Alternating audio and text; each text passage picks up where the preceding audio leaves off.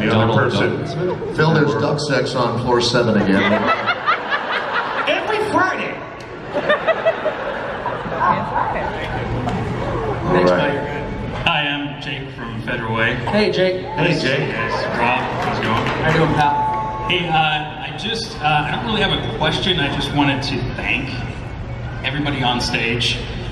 Two people in particular, Rob and John. Yeah. If you guys have not seen I Know That Voice or listened to Rob Paulson's Talking Tunes, you need to do it now. Because you guys all give the interviews and everything, give all of us that are aspiring voice actors the confidence to go out and try. Thank you, Jake. So, thank you. I want to echo your thanks to both you guys, because you're both raising the profile of what was heretofore a very anonymous and unacknowledged facet of the business. It was supposed to be a secret. You gave us, I know, you gave us, like you put us face first in front of people, man, with that movie. I owe you big time for that. And you with your podcast, man, and doing all those live performances. It's brought all of us up to a different level. So thank you both. From me too. I can tell that it's working because now I get people coming up to me in the supermarket who've seen I Know That Voice or your thing, and they don't just think I was in Whitesnake. Thank you, Jake. That's Now people know, and it's awesome.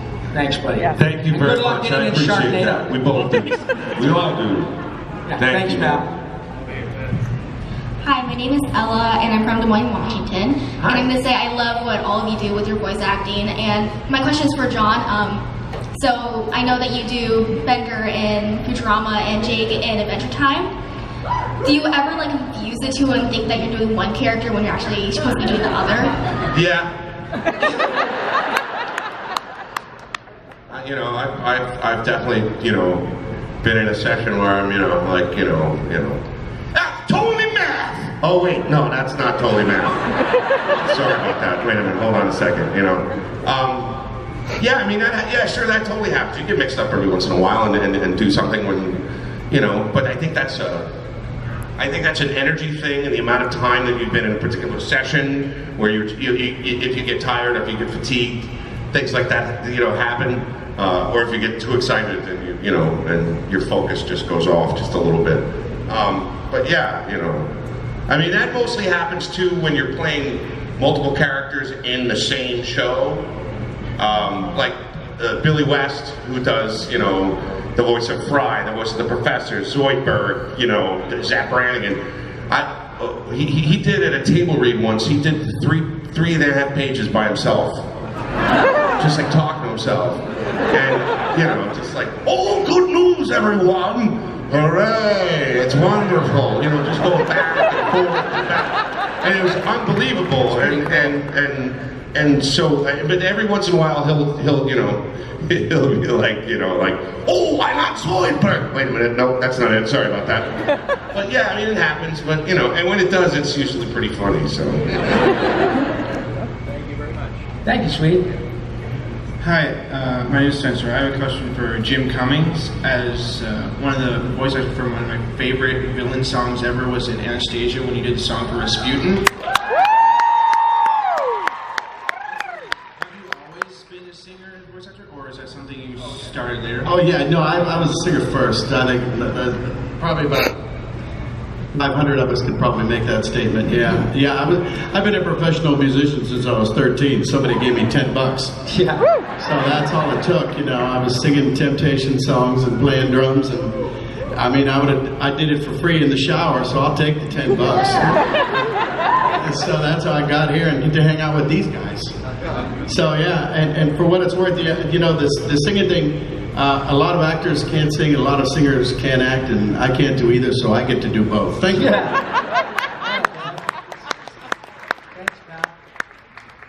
Hi guys, so I'm Bad and I'm from France. Hello. And I was just, my question is for everyone. By the way, excuse my awful English, I'm working on it. Better than my French. And I'm French. Your English is great. My French sucks. You're talking.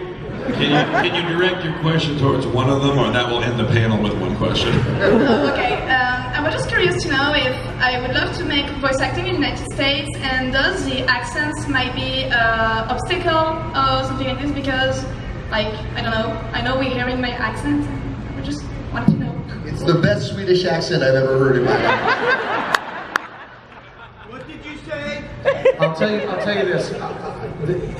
To work in English with a French accent may be a little more difficult, but there are agencies that have entire departments devoted to foreign language speakers, and they are hungry for new voices speaking French, speaking Swedish, the Japanese dialects, I mean all of it.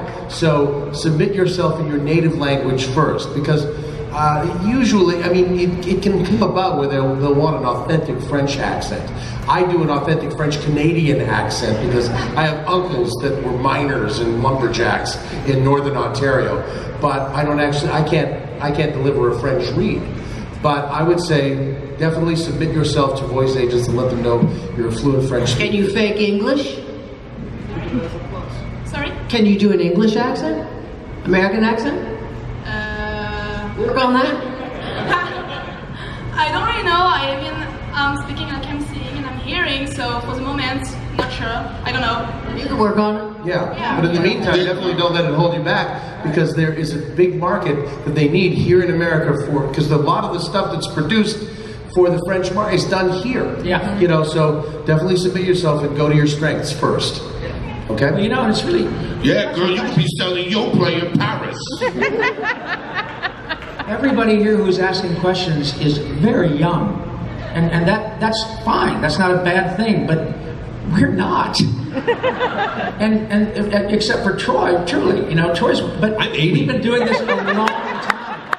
We've been doing this a long time, and I started all these things and being inspired by the Pythons and Peter Sellers and Carol Burnett and Jonathan Winters and Red Scott and all these folks when I was 15. I'm 60 years old. And I've been doing this an awful long time, so you should not at all be afraid to practice. It's really about doing what drives your soul. It's about passion and being able to take a punch. And I would add on to that as well. Yeah. This is kind of global, not just for you, Babs. But never think that what makes you unique is going to be an obstacle. It could literally be the thing that propels you. So don't try to change you. Just be you.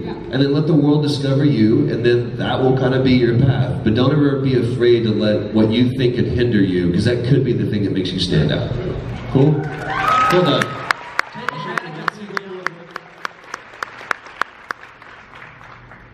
Hi, my name is Tabitha Card. I am a junior musical theater student studying at Cornish College of the Arts in Seattle. Yay! And I feel like we're on the dating game. And I was wondering if you had any advice that you would give to your younger self, any perhaps don't do's, and this is for anybody that would like to pick it up. Show up on time. I still have a problem after 30 years in this business. I'm still 5 minutes late about half the time, and I would kick my younger self's ass. By younger, I mean last week. So, just leave 5 friggin' minutes earlier. Don't do the dishes, you OCD bastard. You know, but I can't leave until the kitchen's completely clean. It's a thing. So that'd be my number one advice to me. It's the one thing I still do wrong. Be on time, that's a good one. So, don't take it personal. Oh yeah. Yeah. You're gonna get told no more times than you can ever imagine. And just go, thank you very much, and move on to the next, because honestly, a lot of this business, the business of it, is a numbers game. And you have to be in it to win it, and you have to get yourself out there as much as possible. And you're gonna be told no, and don't take it personally. No. You have to be conscious of your own strengths and your own weaknesses, so that you know what you have to offer. And approach it like a real job. Get up in the morning and be ready to get out and go to an audition. Shower, shave, and shampooed, you're ready. Yeah. Because you can get a call at any minute, and so be available. and keep yourself busy. You might not have an audition that day. You might not have a job ever, but you can work on your photos. You can work on your demo tape. You can take a class. You can take another class. You'll play it. You know, you can hang out with those who do it. That's huge. Join a theater company. I always think it is a great idea. Take an improv class, which I think is the most important thing, and start stealing from your friends. And no, that's true, and absolutely, like Johnny and everybody, hang out with people who are of like mind. That really makes a big difference. And you know what? Nobody ever shoved a gun in my mouth to be an actor. So when things go south and it sucks, you say it sucks. But I'm doing exactly what I chose to do. This is my passion. This is my life. I've made the decision. Sometimes it's pissed my parents off. I totally get that because I'm a parent myself. But the fact is that when it goes south, and it does, like everybody says, is it hard? Hard is pouring tar on a freeway in August. That's a hard job, right? Hard is trying to feed your family when you don't have a real job, all of that stuff. But when you choose to be a performer, you got to take a punch and suck it up when it goes bad because it's your choice. And especially if you're young, take advantage of that, of your youth. This is when you should be experimenting and playing and learning how to take a punch and all that stuff. And if there's nothing going on that day, make it up. Learn from somebody else, be with people of a like mind, and enjoy that experience together because you're all going through it and you all chose to do it. Each of those no's brings you closer to a yes, by the way. Yeah, exactly. Right. Sooner or later you're going to be. And by the way, that old adage about luck is when preparedness meets opportunity is absolutely true. Yep. When you know you're ready for it, the ball comes right over the high heat inside, baby, and you just go boom, and it goes right over the fence. Good to have you back, Rob. Thanks, pal. Appreciate that. Nice to be back. I didn't go anywhere, at least not yet. I'm Alex. I live in Boise, but I was born in Seattle. Oh, wow, okay. It was a long time. I think Winnie the Pooh and Tigger were around maybe in the early 60s. I was in the audience then, and it took till the 80s, late 80s, till they did it. So it was kind of in the back of my mind. Now it's in the front, and now it's all over me. But but I don't know. It's very sticky. But I can tell you this, and James Arnold Taylor has a good way of putting it as well. Gosh, and this is true of singing too. Like somebody's talking about it in the dark of the night. Well, Christopher Lloyd, if you go like that, that's Christopher Lloyd. I mean, might not have been the best in the world, but that's what he sounds like. In the dark of the night, and you have to it still sounds like that crazy guy. And the first thing, even if he's burping, he's sneezing, if he's, fill in your favorite bodily function. And, that's Christopher Lloyd. Oh, that's Winnie the Pooh. That's Ka, the snake, or something. I think that's it, sound. Just sound. What's that sound? Okay, well, that's probably Pooh. Whatever, sneeze, and I'll stop there. But I think that's kind of how you do it. And then from there, it's just an acting thing. See, a lot of people, and let me tell you this, a lot of people say, well, you're a voice actor, voice. Okay, that's fair. Here's what we really are, though. We're character actors, and we do all these characters. That's just what they sound like. Mm-hmm. That's what they sound like when they talk, Mm-hmm. So think of it that way. Back in. That was beautiful. Did that help? So go from the sound, then fill it out all the way to the acting, and then you get to sit on this. These cool people. So see? I'll add on to that quickly. For me, Mark Hamill is and always will be my Joker. However, the thing that I learned when someone puts that role to you and says, okay, don't screw this up, and more importantly, this is really what it needs to sound like. It needs to point to what everybody knows is the accepted standard for who the Joker is, to me is far easier than what this man had to do in Under the Red Hood, which was make it up. Make up something that we've never heard before, never done before. And the thing that I've learned about an iconic character, or stepping into the shoes of a role that's been done so well by so many other people before you, is that, again, you have to have freedom to fail, but there, just like what Jim said, there is a character that exists outside of the actors that have portrayed it. And what people want to hear is not Mark Hamill, they want to hear what Mark Hamill brought to the Joker. And you watch Under the Red Hood, and what Johnny did for the Joker, and that is exactly what I wanted to see and hear from the Joker. So you want to be cognizant of making sure that you're not doing an impression of somebody, but like Jimmy said, is like, there's just that character, and that sound is this person. So for me, I think I kind of gave myself a little bit of a break and said, don't take this too seriously. Just do what you can do. Trust the people that are on the other side of the glass to guide you there, and just do the character, and everything else will fall into place.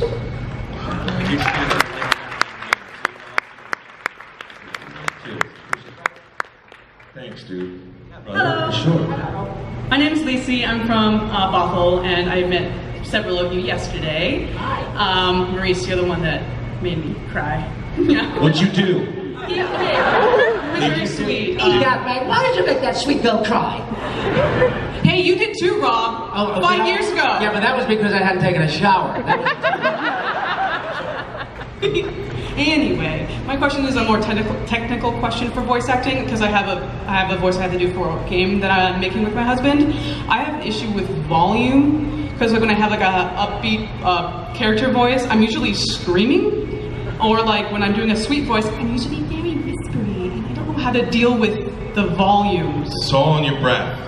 Okay. And it's all on how you breathe. Okay. When I went to Rutgers, Mason Gross School of the Arts, big fancy pants, bullshit acting college. Anyway, when you breathe, you want to breathe to support your diaphragm, right? So you don't want to breathe like this. That's not, you're bringing too much tension into your shoulders. So when you breathe into your lower back, when I record, I usually sit down. But when I breathe into my lower back, you'll see my chest cavity expand. Watch. Shoulders don't go up. There's no tension there. Just, you know what you do? Lie down on your back to just get used to breathing, because you want to fill it up here and here, where your lungs are, right? Your lungs are higher up. Don't start, asshole. I'm doing you a favor. I also was a nurse. I'm kidding. No, but you want to expand and lay down on your back, like pull your feet and like bend your legs, pull your feet on, and so you can really flatten out your lower back and breathe into your lower back. And once you learn how to do that, you'll be able to really be able to support your voice. And then once you do that, all the little voices, that's all mic technique. That's all mic technique, because you can be very intimate when you're right up against the microphone, and that's what you'll have to do. That's a mic technique thing. But when you want to project, that's all in the breath. Yeah. Here. Thank you. Basically, what you want to do is breathe into your ass. Yeah. So quit breathing. The Tracy Morgan School of Breathing. Johnny. I hope that helps. All right. I hope that helps. All right, going forward. That's for real. Say who your question's for. We're on a bad trend. Hi, my question is for Maurice. I had read that several years ago when you were doing Yosemite Sam, which, by the way, I think you do a great job doing Yosemite Sam. You did the voice too hard, and you threw your voice out, and you had to, you couldn't really. I think you couldn't do a lot of voices for maybe a few weeks.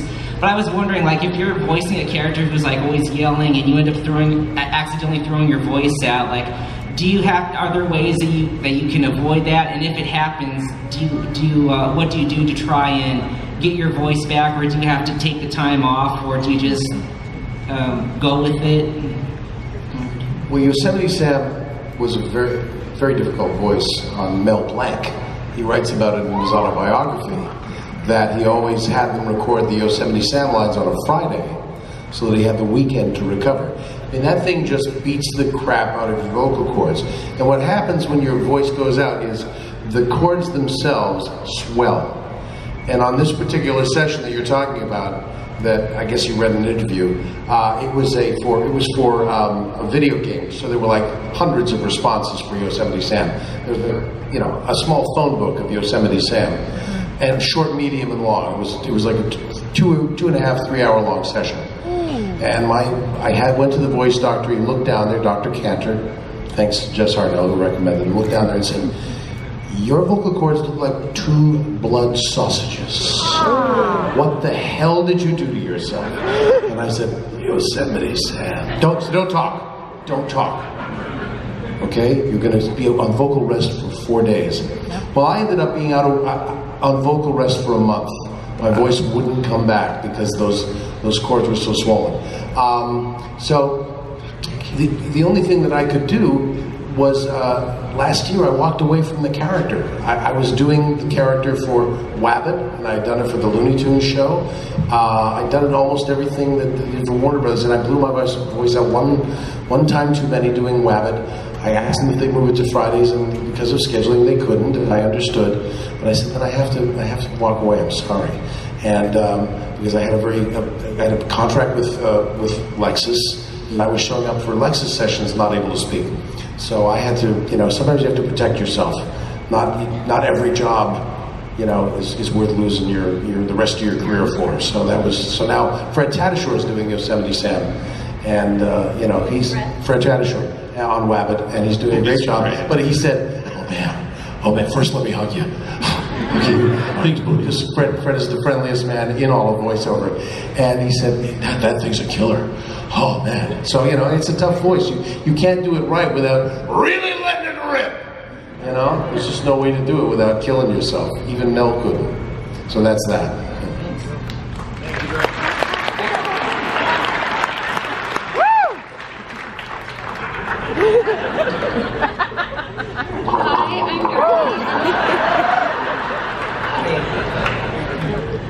Hi, I'm Darby, and I'm from Lake Stevens, Washington. And my Somebody give her a woo. And I had a question for Jess. What is it like to tell your family this is what you're going to do for your life? Because my family's just been a butt to me about everything. Like literally, I'm like, how about an artist? How about an actress? No. And it's just like, how am I supposed to tell them I'm thinking about this now? I totally feel you. My family's just glad that I'm not in jail. A lot of money got lost on Yeah, that. seriously. But no, you know what's cool about it is, first of all, there are worse career choices. I mean, I could have told them I wanted to be a mime.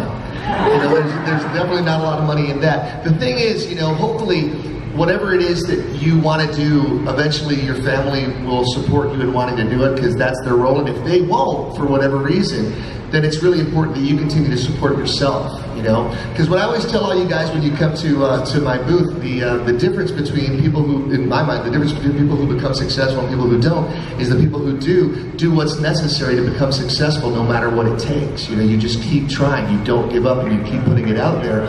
And as long as you do that, literally, man, you are still in the ballgame until you decide to leave the field, right? So with my family, they were always supportive. They always knew I was going to do something stupid because, I was always doing something stupid, man.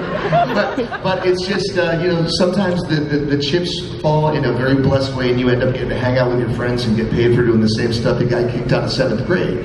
The important thing is to be true to yourself and realize that if a dream is in your heart, it's there for a reason, and you owe it to your heart and the dream to follow through with it, right? I